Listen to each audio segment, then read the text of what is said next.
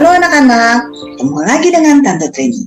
Saatnya kita bersama-sama belajar kembali di sekolah minggu. Sebelum kita mulai belajar, kita minta pimpinan dari Tuhan Yesus. Mari kita berdoa. Tuhan Yesus, terima kasih hari ini kami boleh kembali belajar firman Tuhan. Berkati kami supaya kami mengerti firman Tuhan hari ini. Dalam nama Tuhan Yesus kami menaikkan doa ini. Amin. Oke anak-anak, kita akan memuji Tuhan dulu bersama-sama ya.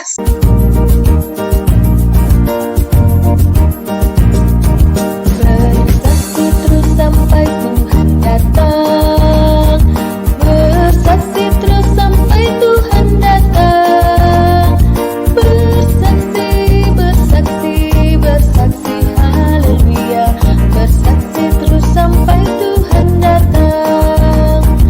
Bertekun terus sampai Tuhan datang.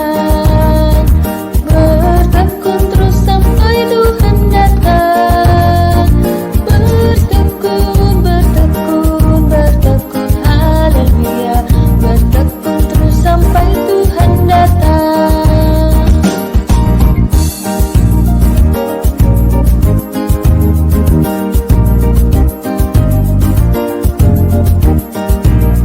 Bersaksi terus sampai Tuhan datang. Bersaksi terus sampai Tuhan datang. Bersaksi, bersaksi, bersaksi, haleluya. Bersaksi terus sampai Tuhan datang. Bertekun terus sampai Tuhan datang. Bertekun terus sampai Tuhan datang. Bertekun, bertekun, bertekun, haleluya. Bertekun terus sampai Tuhan datang. Tetap berjuang. Diambil dari kitab 2 Timotius pasal yang kedua ayat 1 sampai dengan yang ke-9. Kalian coba baca sama-sama di dalam Alkitab kalian masing-masing ya. Hari ini kita akan belajar tentang berjuang dalam memberitakan Injil. Kira-kira seperti apa ya yang dimaksud dengan berjuang itu? Alkitab menjelaskan tentang maksud berjuang itu dengan menggambarkan melalui 3 jenis pekerjaan atau profesi. Yang pertama adalah seorang prajurit. Yang kedua, olahragawan atau atlet. Dan yang ketiga adalah seorang petani.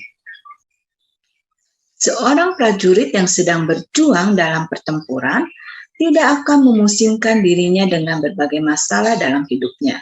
Misalnya, ketika seorang prajurit sedang bertempur melawan musuh, pasti dia akan berpikir bagaimana caranya mengalahkan musuh. Dan dia tidak akan memikirkan keluarganya yang ada di rumah. Seorang prajurit itu akan berjuang supaya dia bisa berkenan di hadapan komandannya. Yang berikutnya adalah seorang olahragawan atau atlet. Seorang atlet hanya dapat memperoleh mahkota sebagai juara kalau dia bertanding menurut peraturan-peraturan yang berlaku. Kalau dia seorang atlet yang berbuat curang dengan melanggar peraturan-peraturan yang sudah ditetapkan, maka dia akan didiskualifikasi atau dikeluarkan. Jadi seorang atlet juga harus berjuang untuk memperoleh juara dengan mematuhi peraturan-peraturan yang sudah ditetapkan. Alkitab mengatakan bahwa seorang petani yang bekerja keras haruslah yang pertama menikmati hasil usahanya. Seorang petani yang berjuang dengan bekerja keras dalam pekerjaannya akan menikmati hasil dari usahanya itu. Misalnya, seorang petani yang menanam tanaman tomat, dia bekerja keras, merawat, memupuk, menyirami, maka ia akan menikmati hasil panen tomatnya dengan kualitas yang terbaik. Sebaliknya, jika seorang petani yang malas untuk bekerja, merawat tanamannya, pasti dia akan mengalami gagal panen karena tanamannya akan diserang hama atau penyakit lainnya yang menyebabkan kematian dari tanaman itu. Oleh sebab itu, seorang petani akan berjuang dengan cara bekerja keras supaya dia mendapatkan hasil usaha dari yang dilakukannya. Dari ketiga jenis pekerjaan tadi kita lihat bagaimana semua pekerjaan itu menuntut kita untuk berjuang. Dan ada akibat dari perjuangan yang dilakukan. Pasti akan mengalami penderitaan. Demikian pula dengan kita yang berjuang untuk memberitakan Injil. Pasti juga akan mengalami penderitaan. Misalnya, ketika anak-anak menceritakan tentang kasih Kristus kepada teman-teman, mungkin anak-anak akan ditolak, akan dihina, ditertawakan. Itu sama juga dengan penderitaan. Tapi kita harus terus berjuang untuk memberitakan Injil dan juga memberitahu kepada teman-teman supaya mereka juga mendengar dan tahu tentang kabar baik, itu tentang Yesus Kristus. Dan mereka mau rajin ke gereja, mau beribadah, mau menerima Tuhan Yesus sebagai juru selamat mereka. Itu adalah tugas kita untuk menceritakan pada siapa saja tentang kasih Kristus, supaya mereka juga mengenal Kristus dan mendapat sukacita yang besar. Ayo anak-anak, kita bersama-sama berjuang untuk memberitakan Injil meskipun harus menanggung penderitaan. Namun demikian, ingatlah bahwa sukacita yang besar pasti akan kita rasakan ketika kita berhasil membawa mereka percaya kepada Tuhan Yesus. Terus semangat untuk memberitakan Injil. Saatnya kita akan menghafalkan ayat hafalan kita hari ini. Ayat hafalan kita hari ini diambil dari kitab 2 Timotius 2 ayat yang ke-1. Sebab itu hai anakku, jadilah kuat oleh kasih karunia dalam Kristus Yesus. Kita ulangi lagi sama-sama ya. Sebab itu, hai anakku, jadilah kuat oleh kasih karunia dalam Kristus Yesus. 2 Timotius 2 ayat yang ke-1.